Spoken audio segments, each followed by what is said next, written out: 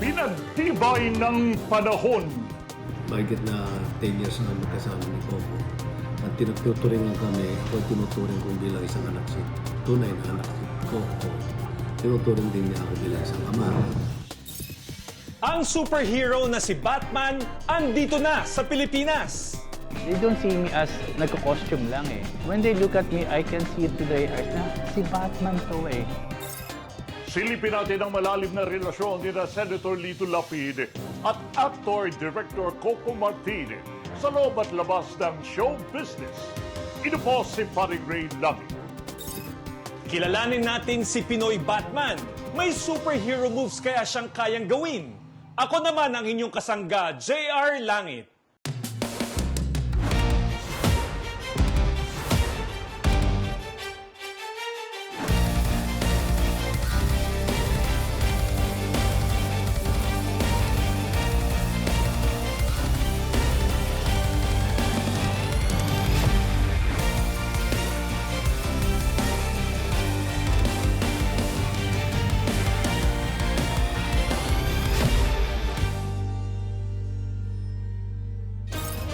Dalawang pangalan na naging markado sa teleseryeng Ang Probinsyano at Batang Quiapo. Ito ang pinuno at supremo. Dalawang katauhan na parehong ginampanan ni Senator Lito Lapid.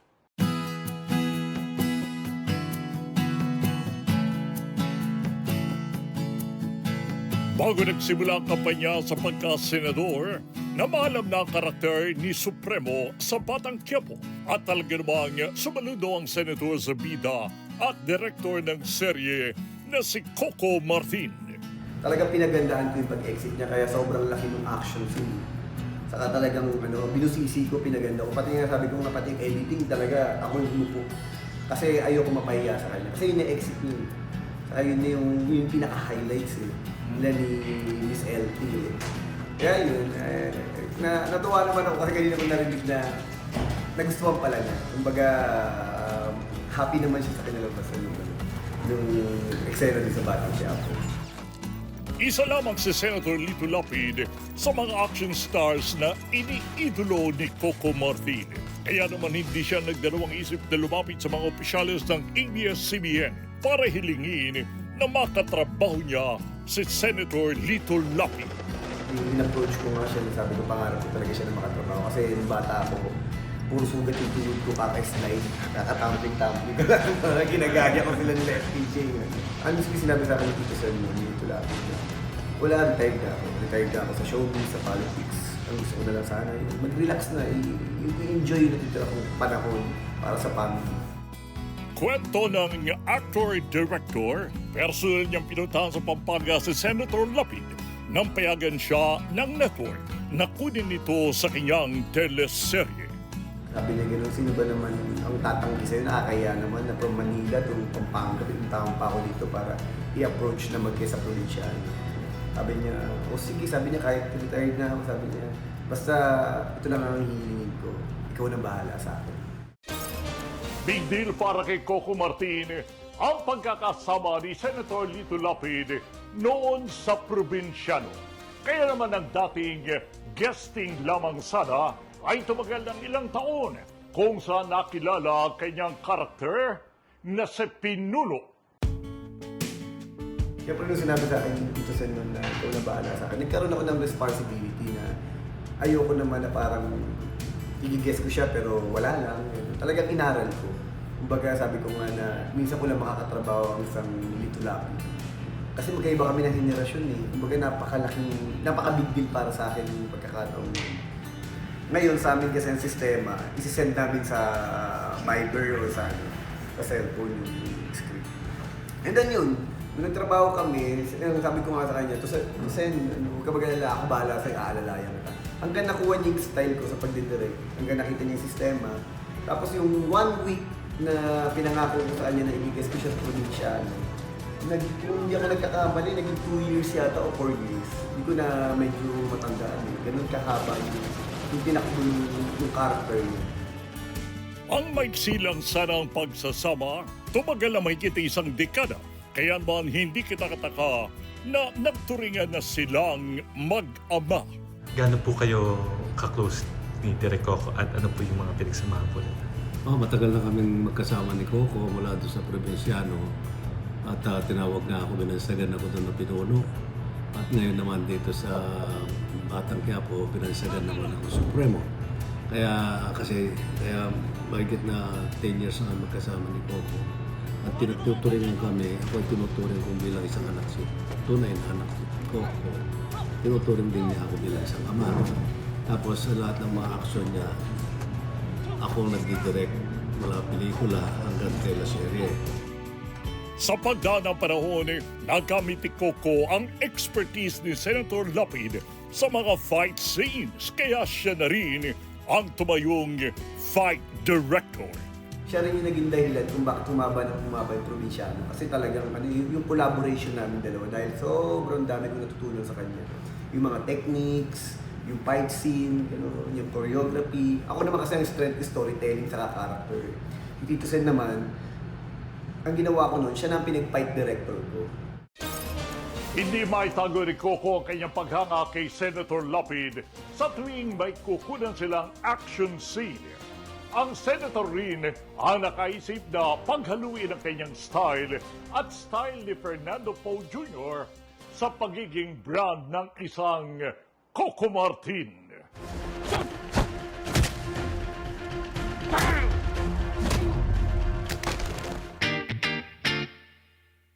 Siyempre na ni Tito Sen, parang i-own mo na.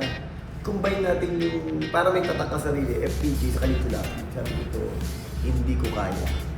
Lagi ko sinasabi, hindi ko kaya. Kasi sabi ko, iba yung generation yung, sabi ko, hindi ko matutumbasan, hindi ko mapapantayan. Kasi sobrang galing talaga nila. Honestly, bawal, like, kunyari ito may kwento ko. Pilot ng Batang Quiapo. Shoot kami sa Quiapo, nag-snatch ako. May mga ka-fight scene ako. Ang ginawa ni Tito Sen, dahil siya fight director ko, inano niya muna, siya muna nag-practice. Ini-rehearse niya yung mga stunt, ganyan yung mga stuntman. Tapos nung ako na, after niyang nung siya nagre-rehearse, nagpalakpakan lahat. Pag naglaban kami niya sa Provinciano, nag-fight scene kami. Sa Batang Quiapo yung exit niya, naglaban kami. Tamo lagi akong buto. Bakit? Lagi ko kasi sinasabi, mas magaling akong umakting na binubugbog ako kaya nagayahin ko yung Kaya pag naglalaban kami, ako laging basag-basag ng mukha. Sabi ko, mas kaya kayo, Bukod sa galing sa aksyon, isa sa hinahanga ni Coco Martin kay Senator Lapid ang pagiging humble. Ang mababang loob sa kabila pa rin ang malayong narating na nito sa showbiz man o sa politika. At iyan ang dapat niyang pamarisan ng balana. Nakakatawa kaya sa kay Tito Sen. Yung pagtutulungan namin talaga parang naging kami. Actually parang tatay ang tingin ko sa kanya. Kasi talagang ginaid niya ako. Ginano niya ako. Yung suportahan. Kahit na may mga pelikula akong ginagawa, doon siya yung tinukuha kong fight director. Nahihiya ako kasi hindi nagpapabayad yan eh. Kumbaga yung support at tulong naman. Tapos nabilib ako sa kanya yung pagiging humble niya bilang tao. Kasi papansin ko yun, every time na may okasyon, o mayroong anniversary, o mayroong may birthday, mahihain. Lagi nasa isang sulok lang, tapos lagi, alam mo, alis dito kumakain niya sa set. Ang laging kasama niya yung mga stuntman. Kasi siguro yun yung pinalakihan niya, sila yung laging kasama niya. Kaharap lang yan, kunyari, sige kain, tapos biglang mawawala. Pag ginanap mo na doon sa isang sulok, puro stuntman yung mga kasama. Nagkakamay sila, doon sila kumakain. Kaya nga sabi ko, ang sarap makatrabaho yung mga veteran actors kasi ma-humble ka eh. Sa ngayon, kung walang masyadong trabaho, sinisikap ni Coco na makasama sa mga kampanya si Senator Lapid para maipakita ang kanyang pagkilala at respeto sa senador na nais niyang makita rin ng publiko. Ano po ang gagawin po natin ngayong araw na to? At kasama po si Direk Coco Martin. Ayun nga po at mag-iikot po kami, galing din kami ng Laguna, tapos Cavite, ikutan po namin lahat ng buong Cavite ngayon. Ngayong hapon kasama ko si Coco Martin, si Tanggol. Papasalamat ako sa kanya suporta. Ako honestly, kung bakit ako nandito para suporta si Tito Sen, si Tito Lapid, saka si Brian sa Panday Party List. Diba? Kasi sabi ko nga, yung pagmamahal at pagrespeto. Kasi kung nasan ako ngayon, isa sila sa dahilan kung ba't nandito. Ito lang yung pagbabalik tanaw pagpapasalamat na sa naiambag na sa akin. Saka sabi ko nga, hindi ako pupunta dito at hindi ako susuporta kung hindi ko pinaniniwalaan yung mga taong kasama. Kasi nakita ko kung gaano sila ka-humble, nakita ko yung puso nila, yung puso na tulungan yung industriya namin at tulungan yung mga totoong tao. Kasi hindi ko, like sa kay Tito Sen, kay Brian, hindi ko ilalagay yung mukha ko dyan kung alam ko na mapapahiya ako o mandaloko lang ako. Kaya nga sabi ko ako, every time kung kailangan nila ako at libre ako, sumasama talaga ako. Dahil sa magandang record niya bilang public servant at sa sipag niyang pangangampanya, hindi nakatakataka na laging mataas ang ratings ni Senator Lito Lapid sa mga survey. Salamat po sa ating mga kababayan na patuloy ang pagmamahal at tiwala nila sa akin. At yun naman po, isusuklihan ko ng pagmamahal din at lalo ko pang pagbubutihan ang lahat po ng mga batas na naaayon sa pangangailangan ng ating mga kababayan na lalong-lalo na yung mga hihirap, senior citizen, estudyante na gusto mag-aral at ang turismo dito sa Pilipinas. Lubos naman ang pasalamat ni Coco sa lahat ng mga sumusuporta sa Batang Quiapo dahil hindi lamang ito suporta sa kanya, kundi suporta rin sa lahat ng casts. Sa lahat po ng mga taong nagmamahal at sumusuporta po mula probinsyano hanggang Batang Quiapo, maraming salamat po talaga. Kundi dahil po sa inyo, wala po kami dito. At dahil din po sa inyo, marami kaming mga kasama sa industriya ang nabibigyan ulit ng pagkakataon para makapaghanap buhay. At marami rin mga nangangarap na makapasok sa ganitong hanap buhay na nabibigyan namin ng opportunity. Kaya maraming salamat po sa walang putol na pagsuporta at pagsubaybay po ninyo sa Batang Quiapo. Maraming salamat. At sana po, lagi niyo panoorin ang kasangga niyo, ang langit. Susunod sa Kasangga Mo Langit, ating kilalanin ang Pinoy Batman na isang motovlogger.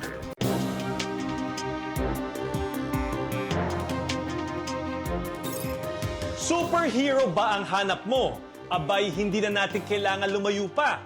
Dahil dito sa Pilipinas, meron tayong Pinoy Batman.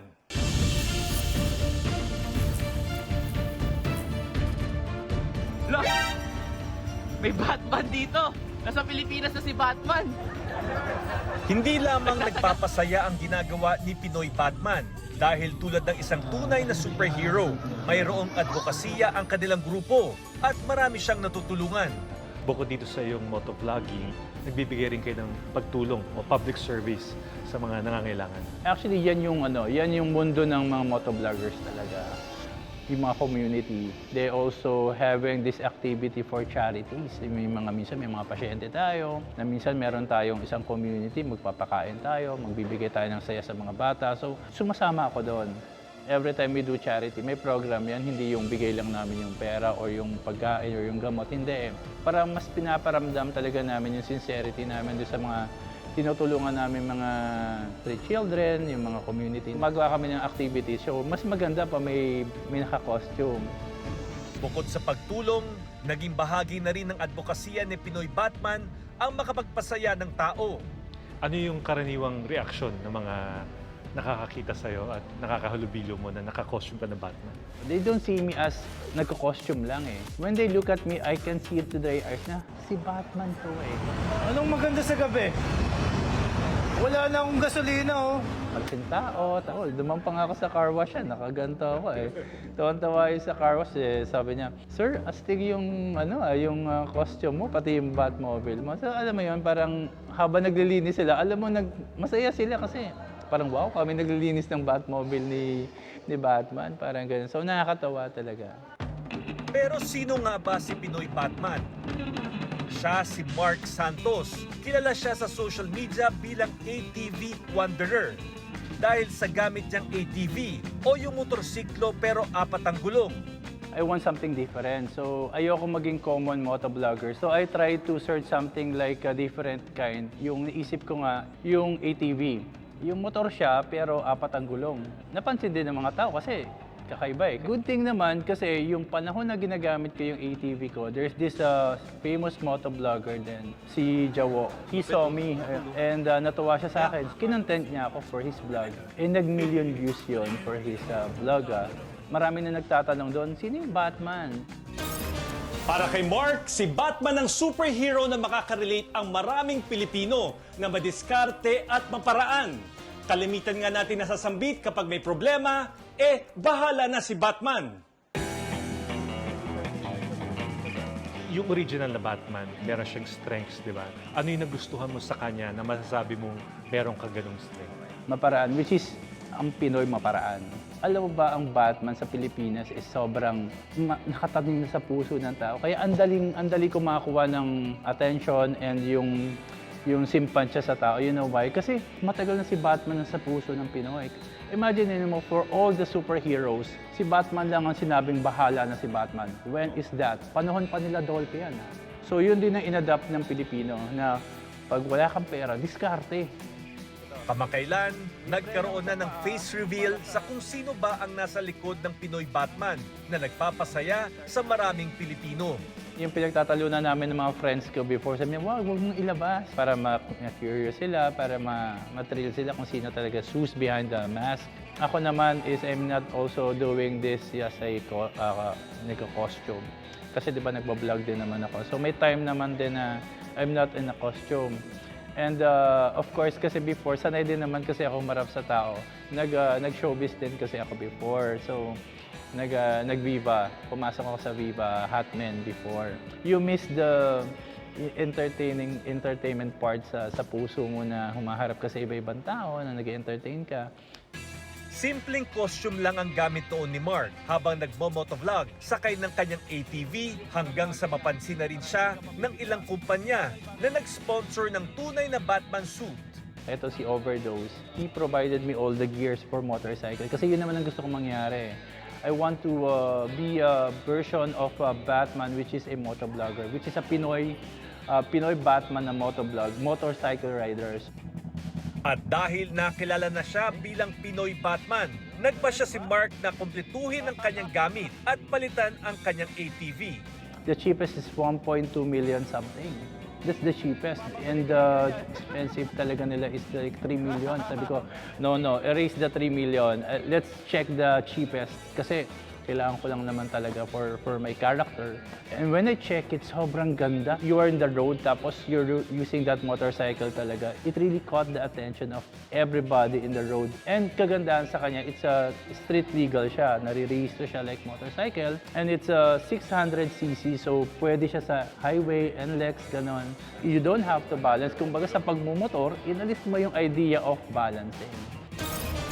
Masaya si Mark sa pagiging Pinoy Batman. Kontento rin ang kanyang pakiramdam dahil marami siyang napapasaya at nakakatulong pa sa kapwa. Pero kahit superhero, marami ring dapat isakripisyo, lalo na sa pisikal na aspeto. Shoutout sa mga viewers ni Mark Santos, aka Batman ng Pinas. Yun. Parating manood din ang Kasangga Mo ang Langit. I can wear my costume every day, walang problema. Kasi masaya ako eh.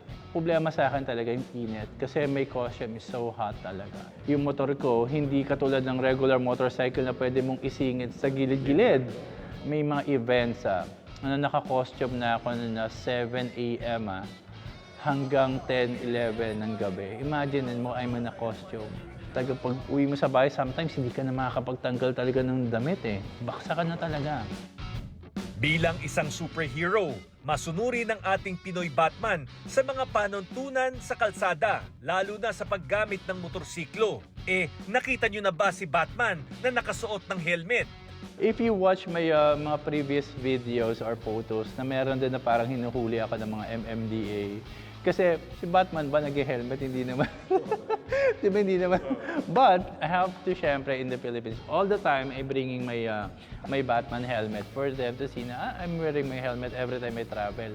But meron mga lugar na okay lang naman kasi hindi mag-helmet, lalo na kunyari sa city ka lang or mga sa province ka na syempre, nandun ka nga para mag-entertain. Tapos tatakpan mo yung ulo mo ng helmet, di ba? So, pero nandun pa rin yung helmet, dala-dala ko pa rin. Walang Robin ang ating Pinoy Batman, pero nakakilala rin siya ng ibang Pinoy superheroes at meron ding villain tulad ni Joker. Nagkaroon ng Joker ng Pinas because of me. Kasi kinausap niya ako, pwede ba ako maging Joker? Sabi ko, oo naman, why not? If you can take the challenge, gawin mo. Kasi may negosyo rin siya na helmet shop. Sabi ko, sige, okay yan. It might help your business. Siyempre, nakikilala ka, makikilala yung negosyo mo. Then I help also Darna, I help also Spider-Man. And also, I met this Green Soldier, Green Soldier from Baguio. Ang bait na tao. Nakakatuwa sa kanya. But what's difference between me and Green Soldier? Siya kasi he have this tip box. Sabi ko, I don't want to be like that. Gusto kong iba naman ako, hindi ako nagko-costume just to earn money from these people na nagbibigay ng money.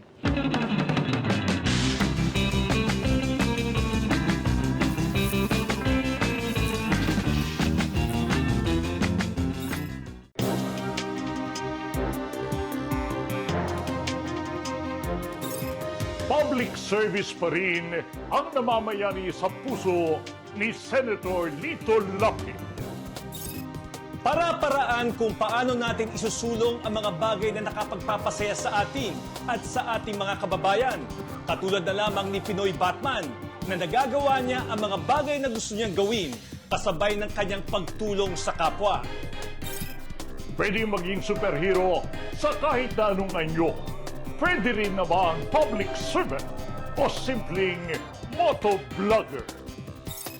Sana po naibigay niyo ang isang special pagkatanghalang palatuntunan Nakapaghatid ng kakaibang aral at leksyon sa buhay. hanggang sa muli sa ngalan pa rin po, The Racer Langit. Ino po si Paring Ray. At ako naman si J.R. Langit. Naging tandaan. Sa lumang laban, kasangga mo ang langit.